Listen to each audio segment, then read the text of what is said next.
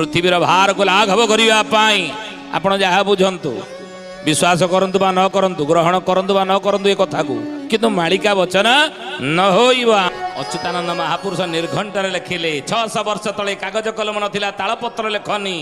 आसीबे संसार को जने से संत महात्मा सतगुरु रूपरे कि सतगुरु बा संत महात्मा आविर्भाव कली जुग हेबो अवतारी सत्ता भाव ईश्वर अंश नहीं लीला मान हेब कीर्ति रही जीव अनुकूल नाम धरी देश विदेशर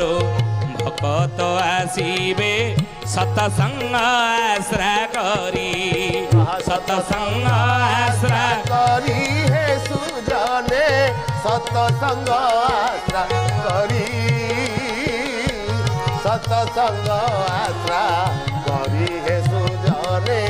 सतसंग आश्रा करी। ज्ञानी मंडली लीला मान हेब कीर्ति रही अनुकूल नाम धरी देश विदेश भक्त आसीबे सतसंग आश्रा कर ठाकुरे अनुकूल चंद्र को विषय में अच्युतानंद मालिकार लिखिं लीला मान हेब कीर्ति रही कीर्ति रही से लीला किसी संसार करेंगे कली जुगर अवतार आविर्भाव एवं अनुकूल नाम आविर्भाव हेबे आउ देश विदेश भक्त आसीबे सतसंग आश्रा कर देश विदेश भक्त माने सत्संग आश्रा आसीबे निकट को पुणी महापुरुष अच्युत कौन कहले सतनाम गोटी उच्चारी बोलिबे भक्तंग हेब लीला शून्य मार्गे रही अच्युत देखिब जुग पुरुषंक खेला जुग पुरुषंक खेला हे सुजने जुग पुरुषंक खेला जुग पुरुषंक खेला हे सुजने जुग पुरुषंक खेला। महापुरुष कहले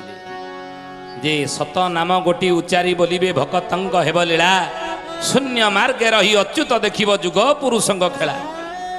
सत नाम गोटी उच्चारी बोलिबे भक्त मान सब लीला खेला भक्तों सहित करेंगे एवं प्रभुंकर जय हो 39 खेल आरंभिबे से अनुकूल हे अनुकूल हे अनुकूल हे अनुकूल हे अनुकूल हे अणायत हेबे म्लेच्छ कुल हे अनुकूल हे अणायत हेबे म्लेच्छ कुल हे। हरिअर्जुन 34 साल मालिकार महापुरुष लिखे से अरूपानंद बिहारी रूपवंत होइथिबे 39 खेल आरंभिबे से खेल आरंभ हब अनुकूल हे अणायत हेबे म्लेच्छ कुल हे अणायत सब म्लेच्छ कुल पापी माने अणायत ही जी आयत रही नथी